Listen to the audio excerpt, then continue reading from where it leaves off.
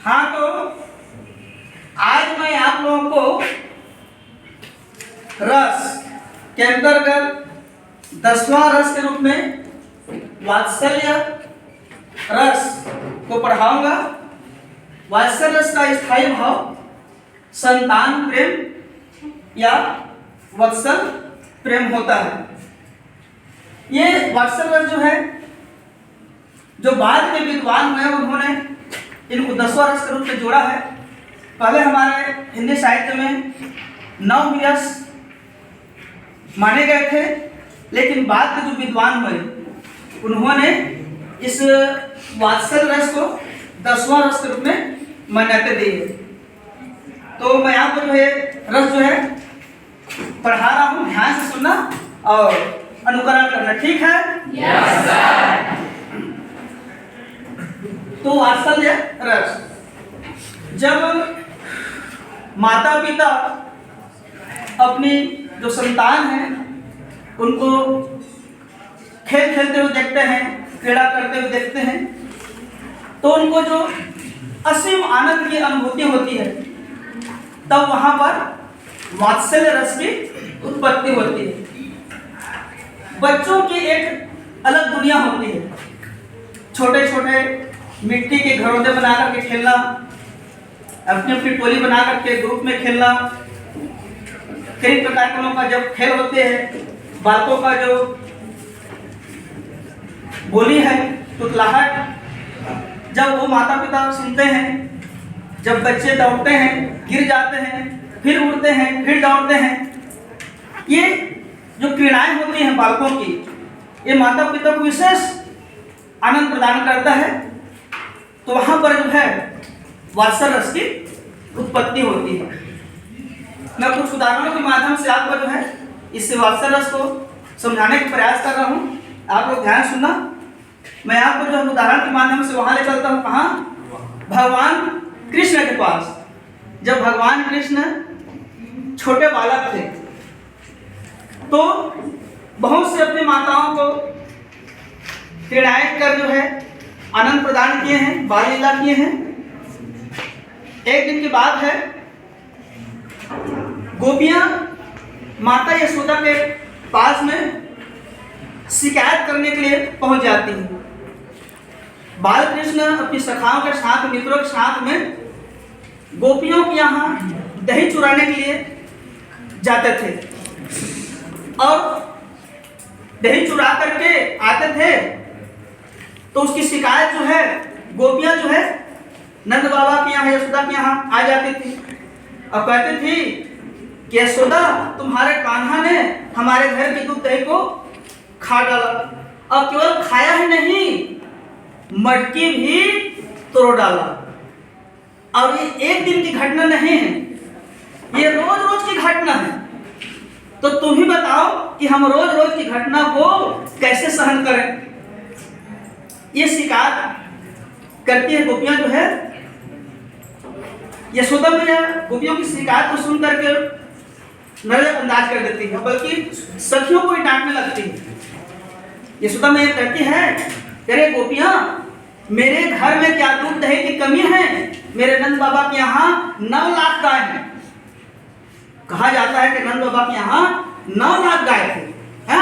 तो 9 लाख गाय है मेरे यहाँ, तो क्या यहाँ मेरे दूध दही की कमी है कि मेरे कान्हा जो है तुम्हारे घर में दही चोरी करने के लिए जाएगा, दूध दही चोरी करने के लिए जाएगा?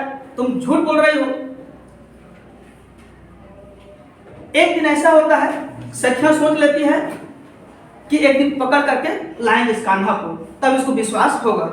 समय आता है, फिर भी अगले दिन जो है कान्हा अपने मित्रों के साथ में अपने गोपियों के यहाँ दही चुराने के लिए जाता है और पकड़ में आ जाता है गोपियों के।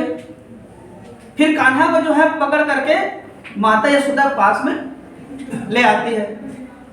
फिर गोपियां कहती है, देख यशोदा, तू विश्वास नहीं करती तुम्हारी बातों पर, तुम्हारे कान्हा को आज हम लोग जो है पकड़ करके लाएंगे। मियां यशोदा जो है कान्हा पर नाराज हो जाती है और कहती है, कैसे रे कान्हा, हमारे घर में क्या दूध दही की कमी है कि दूसरों घर में तू चोरी करने के लिए जाता है और मुझे बदनामी में डाल देता है? देखो कैसे गोपियाँ जो शिकायत करने के लिए आ गई है, मुझे बदनाम कर रही है। क्या तुमने माखन खाया? क्या तुमने चोरी किया? बालकों का स्वभाव होता है कभी झूठ बोलना और कभी सच बोलना। कन्हैया जो है अपनी माँ से झूठ बोल देता है और क्या सफाई देता है, मैं आपको पद के माध्यम से सुना रहा हूँ, ध्यान से सुनना। कन्हैया अपनी मियाँ यशोदा से सफाई देते हुए कहता है, क्या कहता है? रे मैया मोरे मैं नहीं माखन खायो, रे मैया मोरे मैं नहीं माखन खायो। बाल बाल सब बैर परो है, बाल बाल सब बैर परो है। मैया मैं माखन नहीं खाया, मैंने माखन नहीं खाया। ये गोपियाँ जो है ना झूठ बोल रही है।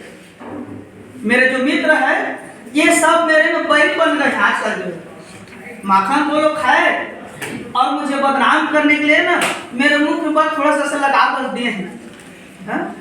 रे मैया मोरी मैं नहीं माखन खायो। मैया तुम ही बताओ, मेरे छोटे छोटे हाथ है, हाँ, अब गोपियाँ जो है बड़े ऊंचे में दूध दही को सिक्के में लटकाई रहती है, तो मेरे हाथ वहां तक कैसे पहुंचेंगे? तुम ही बताओ।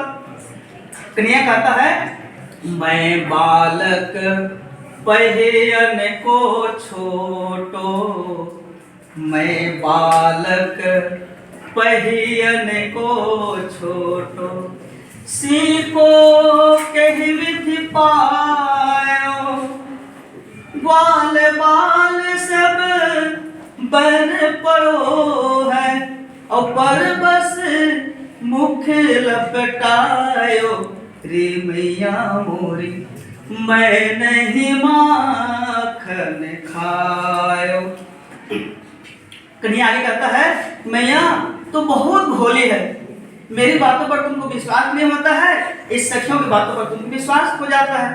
कन्हैया कहता है, तू मन की अति भोली ओ मैया मोरी, तू मन की अति भोली, जाको घर भरो दही माखन हो, जाको घर भरो दही माखन हो, ओ क्यों करने लगो चोरी ओ मैया मोरी, तू मन की अति भोली। मैया तू मन की ना एकदम भोली है, जिसके घर में इतने दूध दही की गंगा बह रही है, भला मैं किसी घर में चोरी करने के लिए काहे जाऊंगा? जाको घर भर दही माखन हो, तो क्यों करने लगो चोरी ओ मैया मोरी, तू मन के अति भोरी। अब दिन दिन भर में तो धेनु चरावत करत चाकरी तोरी। कन्हैया आगे सफाई देता है, मैया अब तुम ही बताओ, मैं तो सुबह उठता हूँ और सुबह उठते ही गाय चराने के लिए चला जाता हूँ, और सांझ होने के बाद है मैं घर आता हूँ। अब तुम ही बताओ मुझे चोरी करने का समय कब मिलता है? दिन दिन भर में तो धेनु चरावत अब करत चाकरी तोरी, माँ हो करे तो इनकी सुनते है, माँ हो करे तो इनकी सुनते है, झूठी कहानी जोरी। मैया तुम माँ तो मेरी है, लेकिन बात इन लोग की सुनती है, मेरी बात पर तुमको भरोसा नहीं होता है, हाँ? माँ हो करे तो इनकी सुनते है, झूठी कहानी जोरी ओ मैया मोरी, तू मन की अति भोली, तू मन की अति भोली, ओ मैया मोरी, तू मन की अति भोली। कन्हैया की बात को सुन करके मैया को भरोसा हो जाता है। हाँ, मैया कहती है कि हाँ कान्हा, तू ही सही कह रही है, गोपियां लोग ना ये झूठ बोल रही है। बालकों का एक स्वभाव होता है, बालपन स्वभाव। किसी बात को लेकर के पहले झूठ बोलते हैं और बाद में फिर जो है अपने मुख से जो सच बात को फिर बता देते हैं। ये बालकों का सहज स्वभाव होता है। बालक जो है मन के सच्चे होते हैं, मन में किसी प्रकार का छल कपट बिल्कुल नहीं होता है ना, सरल स्वभाव होता है। तो सरल स्वभाव होने के कारण जो है पहले झूठ बोलते हैं और फिर बाद में सही बात को स्वयं बता देते हैं। कन्हैया सोचता है अब माँ तो मान गई है कि मैंने माखन नहीं खाया है, अब झूठ बोलने से क्या फायदा। फिर कन्हैया ही अपनी माँ को बाद में सच बात बता देता है और क्या कहता है, रे मैया मोरी मैं नहीं माखन खायो। पहले क्या कहता कन्हैया जो है मैं नहीं माखन खायो। पहले क्या कहता मैं नहीं खाया, ऐसा कहता है। लेकिन बाद में क्या कहता है, रे मैया मोरी मैं नहीं माखन खाए। मैया मैंने ही माखन खाया है, मैं इतने देर तक जो है झूठ बोल रहा था। मैया जो है बालकों का ये सरल स्वभाव, सरल हृदय, बालपन का स्वभाव है। उनको देख करके सुंदर कुछ बातें सुन करके मैया जो है कन्हैया को हृदय से लगा लेता है। इस प्रकार से माँ के मन में जो है ममता जागृत हो जाता है। इस प्रकार से ये वात्सल्य रस के उदाहरण मैंने आपको सुनाया। अच्छा लगा? yes,